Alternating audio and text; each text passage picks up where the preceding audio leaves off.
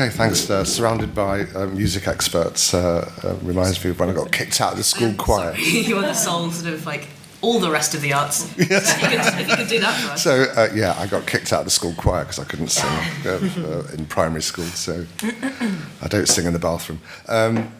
Anyway, I think we all agree that that the arts in both schools and in higher education are being decimated. You know, they're being expunged from education under 14 years of conservative rule. Of course, there's some traction in that.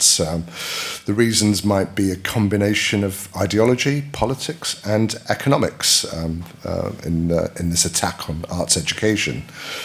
I'm going to go back to a bit of history, recent history really, of where to kind of question where, we are where we are because of various forces, because the squeezing of arts out of education does go back to Margaret Thatcher and the Conservative government, who introduced the 1988 Education Reform Act and the national curriculum, which all state schools have to adhere to.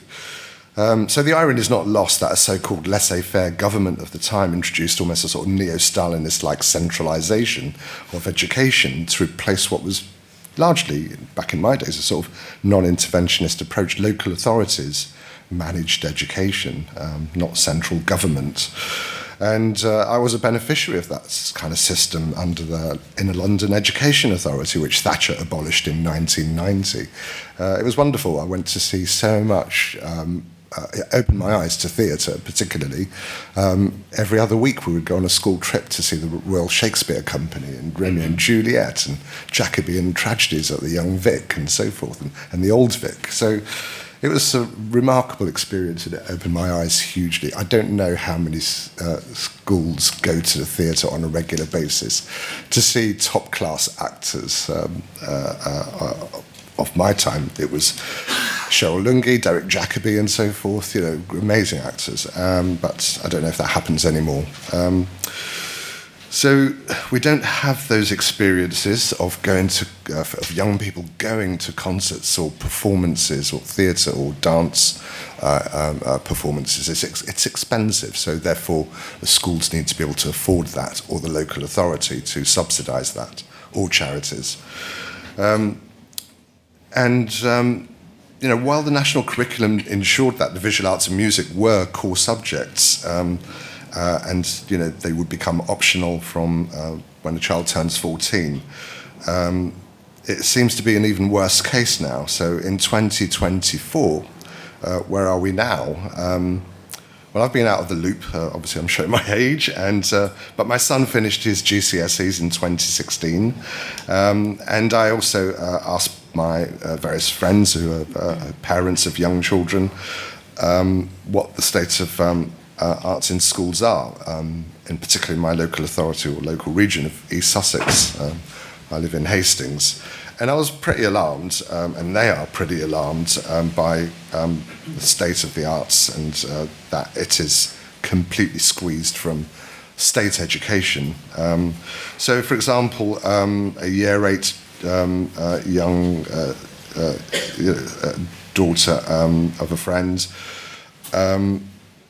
at year 8 she was at 12 to 13, and the science, technology, English, maths dominance accounts for 13 hours a week of lesson time, and drama, art, music are on a rotation in that school, and that with those 3 subjects, art and design too, that averages to about 27 and a half hours of kind of art creative subject a week, and maths is 5 hours a week. So you can see the huge difference there. And while in private schools you don't have to follow the national curriculum, you do wonder what's going on. It sounds like, again, arts and music is probably being squeezed as a result of economics and government introduction of VAT. So while they are well-resourced, it sounds like they too are being squeezed, even though they can offer fine art, photography, textiles, drama, music, ceramics, and digital arts, and so forth. So what are we to kind of reflect upon in this very sorry state of affairs, and why are the arts pushed out of a child's core learning programme? The questions we need to ask: are the arts always an extracurricular affair for kids, particularly in state schools? And even then, how many after-school clubs exist for the various subjects that we're speaking about? Research kind of makes it obvious that private school kids are much more likely to attend after-school clubs in music and dance and theatre and so forth than kids from state schools. So we have a class issue, or certainly financial issue going on.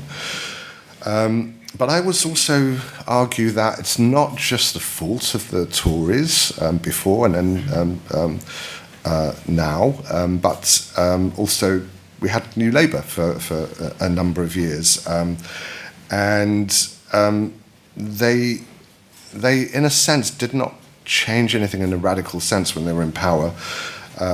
They did invest a lot in the arts, without a doubt, and they invested a lot in new organisations that were funded by the Arts Council, like Creative Partnerships, which would be a kind of broker to bring artists and arts professionals and musicians and so forth into schools to kind of give an enriched curriculum.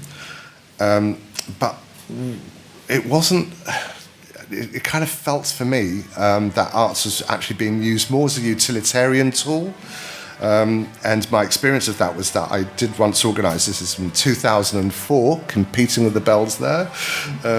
In 2004, I organised a 2-day seminar where I brought artists and teachers together to discuss what artists bring to the school environment. And, at that time, artists seemed to be rebels, they were unorthodox, free-thinking, kind of didn't care about the national curriculum and would just, kind of shake things up. And then the teachers sadly kind of bought into a sort of Blairite kind of approach of making the arts as an instrument for learning other subjects. So, for example... Got to chivvy you along, sorry. Okay, so for example, very quickly, a teacher, would talk about creative learning methods and bring in, arts as a sort of soft subject to spice up dull subjects like maths, biology and physics, and they would sort of like look at pairing an art subject with the harder subjects, which apparently led to an increased attainment in those harder, more difficult subjects. But the whole thing of the arts as a utilitarian tool I find very worrying, because my experience of art was actually, to feel absolutely blown away by art movements, by artists of the 20th century particularly, and feeling inspired by that. So the kind of art for art's sake argument seems to have been completely expelled from education, and that's, I think that has a massive ramification impact on when you go to higher education, because if you're going to use the arts for commercial reasons, that it brings jobs, or if it instills confidence or improves well-being, or you can start focusing on issue-based subjects, then we're losing what I would say is the kind of meaning of art. And Tracy Emin actually recently kind of put that very eloquently when she said that, what do the arts do? It's something in and of itself, when you look at Picasso, if you look at Mona Lisa or the Turin Shroud, it's a kind of near spiritual experience, and that's not what you get in current art education, in my opinion. Thank you.